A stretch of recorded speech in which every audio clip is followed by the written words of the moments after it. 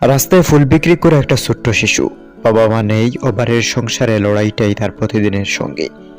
হুট করেই সামাজিক যোগাযোগ মাধ্যমে ছড়িয়ে পড়লো তার একটা ভিডিও, আর মুহূর্তেই বদলে গেল সবকিছু।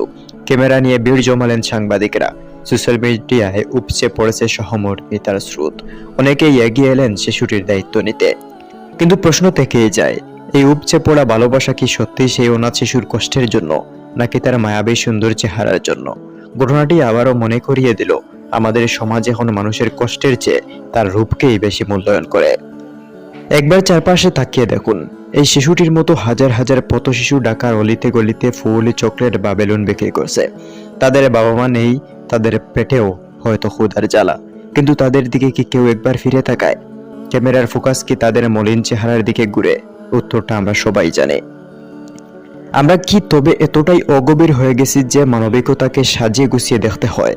সুন্দর চেহারা মানেই সে যেন আমাদের সহমর্মিতা পাওয়ার যোগ্য, আর যাদের চেহারা সাধারণ বা মলিন তারা যেন সমাজের অদৃশ্য অংশ।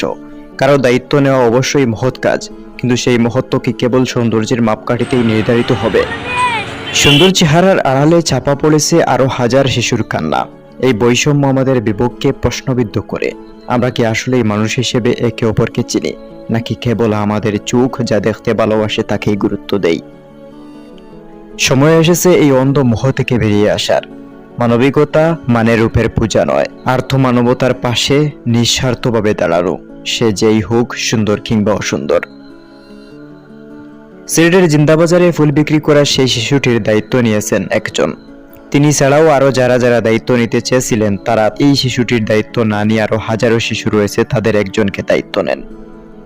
মানবিকতা হোক আমাদের সবার জন্য, শুধু সুন্দর চেহারার জন্য নয়।